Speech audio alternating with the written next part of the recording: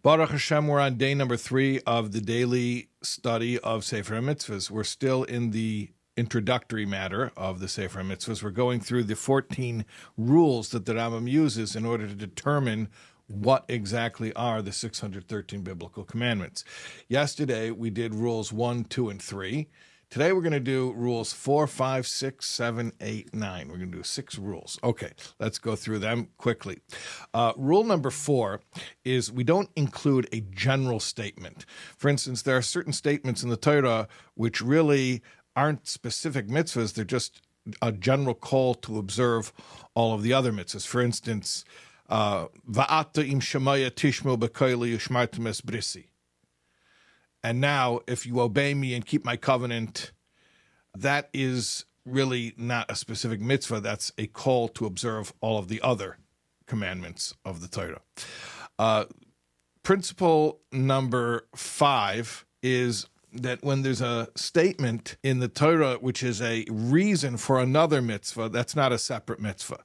So, for instance, when it says about the Kohen Gadol, Umina mikdash lo yetze v'lo yechal es mikdash alikov, he shouldn't leave the sanctuary, the temple, and not desecrate the holy things of God. Those aren't two separate mitzvahs.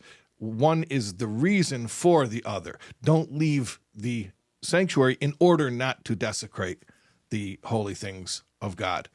Or similarly, Lo yuchol bailo harishain asher shilcha l'shuv l'kachter li'es le'isha achrei asher hu tama'a ki se'eva hi lifnei Hashem.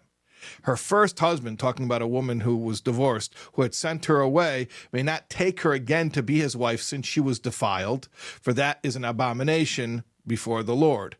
V'lo isachti es ha'aretz asher Hashem alikecha nesen l'chonachla. And do not bring sin to the land that the Lord your God is giving you as an inheritance. Those are not two separate mitzvahs. It's one mitzvah with a reason. He shouldn't take back this wife in order to not bring sin to the land that the Lord your God is giving you as an inheritance. Okay, so that's principle number 5. Principle number 6 is, so until now we've been speaking about how we reduce the number of mitzvahs, what mitzvahs we don't count as mitzvahs in their own right.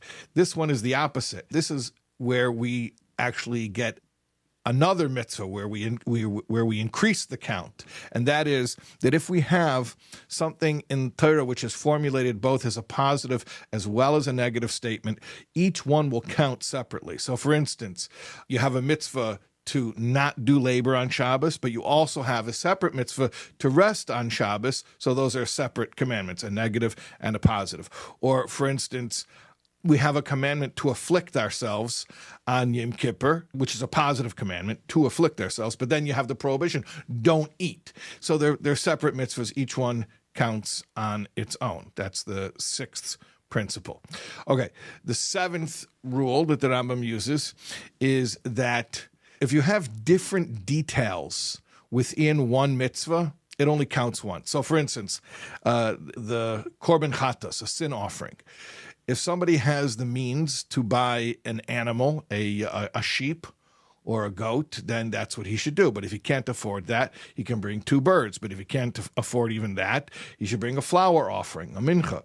But those aren't separate mitzvahs. Those aren't 3 different mitzvahs. Those are just different details within one mitzvah of bringing a sin offering when applicable. The 8th principle is sometimes you have a statement in the Torah that uses the word lo, which means do not, but it doesn't mean don't, like the imperative command, do not do such and such thing. It's more like making just a statement of fact. So, for instance, the example, or one example given is when a man sells his daughter as an indentured servant, she shall not go free as the slaves go free. That doesn't mean it's a prohibition for her to be freed. The master can free her, but it just means that the fact of the matter is she doesn't go free in the same manner that other slaves, the Canaanite slaves, go free. And we'll talk about those details later when we get to those mitzvahs. Or we'll give you another example where it uses the word loy, and it's not a prohibition. After the rebellion that Korach waged against Moshe and Aaron's leadership, it says, "V'loy yeh Korach." Nobody should be like Korach, v'chadosei, and his group. It's not a prohibition against being a rebel like Korach and his group. It's a declarative statement of what will happen. It's not going to be good for you. Anyone who is like Korach will also meet a bitter end. It's just making a statement of what's going to happen. It's not a prohibition telling you what to do or not to do. All right, so that was the 8th rule. And the 9th rule, the last rule for today, is that sometimes you have mitzvahs that are mentioned multiple times throughout the Torah. For instance, the prohibition against consuming blood is 7 times it appears in the Torah, but it's only one mitzvah.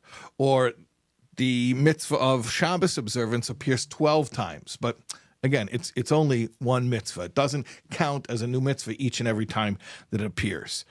Okay, so we covered 6 of the 14 principles, and that leaves us with 1, 2, 3, 4, 5 principles left, which we will finish, God willing, tomorrow.